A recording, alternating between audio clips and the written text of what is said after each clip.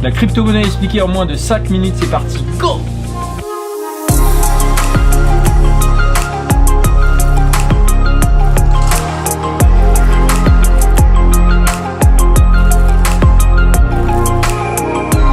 Aujourd'hui, seul 1% de la population mondiale possède de la crypto-monnaie et environ 4,6% de la population française. Alors la crypto-monnaie, c'est une monnaie digitale complètement décentralisée, c'est-à-dire qu'il n'y a pas d'intermédiaire. Lorsque vous allez à la banque, la transaction est validée par la banque, donc par un intermédiaire. Alors qu'avec la crypto-monnaie, on échange une monnaie d'une personne à une autre sans intermédiaire. Et donc vu que c'est une monnaie digitale, il n'y a pas de support physique comme des pièces ou des billets. Et outre le fait qu'il n'y ait pas d'intermédiaire lors d'une transaction, le gros avantage c'est qu'il y a très peu de frais lors d'une transaction et la transaction est hyper rapide. Et donc concrètement, comment on achète de la crypto-monnaie? On passe par une plateforme qui s'appelle un exchange ou un site d'échange. Et là, on va échanger ses euros contre de la crypto-monnaie et ça peut être du Bitcoin, de l'Ethereum, de XRP. Bref, il y a des tonnes et des tonnes de crypto-monnaies différentes et ce change peut se faire par carte bleue ou par virement bancaire. Et lorsque vous sélectionnez un site d'échange, il faut prendre les plus connus, les plus sécurisés et les plus réputés. Et les sites d'échange les plus connus sont Kraken, Coinbase, Binance, Crypto.com. Vous avez un lien juste en dessous. Et donc, il est aussi facile de convertir des euros en Bitcoin que de faire le contraire, c'est-à-dire du Bitcoin contre des euros. Et il faut savoir que dès lors que vous faites de la plus-value sur de la crypto-monnaie et que vous l'échangez contre des euros, vous êtes soumis à une taxe qui s'appelle la flat tax. Et cette taxe, elle est de 30% sur toutes les plus-values que vous allez faire dès lors que vous échangez de la crypto-monnaie contre des euros. Et la valeur de la monnaie dépend de l'offre et de la demande. Et la quantité d'une crypto-monnaie peut être limitée. Prenons l'exemple par exemple du Bitcoin qui va être limité à 21 millions de Bitcoin et pas un de plus. Et c'est cette rareté qui peut faire que le cours d'une crypto-monnaie peut être à la hausse ou à la baisse. Et toutes ces crypto-monnaies sont basées sur le même système qui s'appelle la blockchain, c'est-à-dire la validation des transactions par un système informatique. Et la plus connue des crypto-monnaies, c'est bien sûr le Bitcoin qui a été créé en 2009, mais il existe bien des crypto-monnaies comme l'Ethereum, le XRP, le Litecoin, le Bitcoin Cash, le Chainlink, le Tezos, le Tron, bref, il en existe plus de 5000. Et toutes ces monnaies en dehors du Bitcoin sont appelées des altcoins, c'est-à-dire des monnaies alternatives qui sont basées à peu près et grossièrement sur le même principe que le Bitcoin et qui sont légèrement différentes de cette crypto-monnaie. Et des altcoins, il y en a plus de 5000, il y en a des nouvelles qui sont créées tous les jours et je ne vous recommande pas d'acheter des altcoins qui sont très peu connues et qui sont toutes nouvelles. Vous avez un site qui référence toutes ces crypto-monnaies qui s'appelle CoinMarketCap et souvent les crypto-monnaies qui sont dans le top 20 sont des monnaies qui sont là depuis longtemps, qui sont reconnues et sécurisées. Donc n'allez pas vous égarer avec des altcoins qui sont très peu connues, nouvelles et qui peuvent être des arnaques.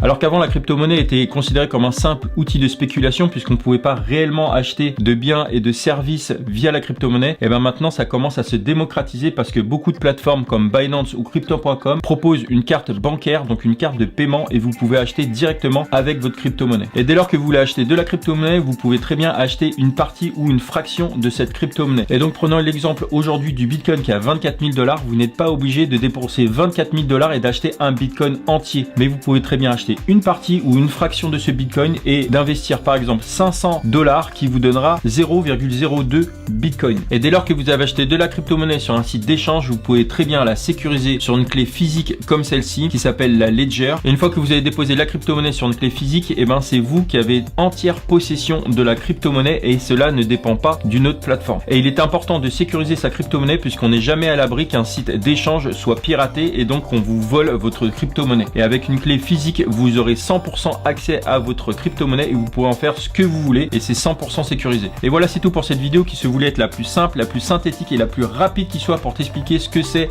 et comment fonctionne la crypto-monnaie. Bien sûr, la crypto-monnaie c'est beaucoup plus complexe que ça, donc je t'invite à aller t'éduquer sur le sujet. Et si tu veux savoir quelles sont les opportunités que peuvent offrir la crypto-monnaie, je t'invite à aller voir mes autres vidéos sur ma chaîne YouTube, à liker, à t'abonner pour être au courant de mes dernières vidéos. Je te dis à bientôt pour une nouvelle vidéo. D'ici là, porte-toi bien. Allez, ciao!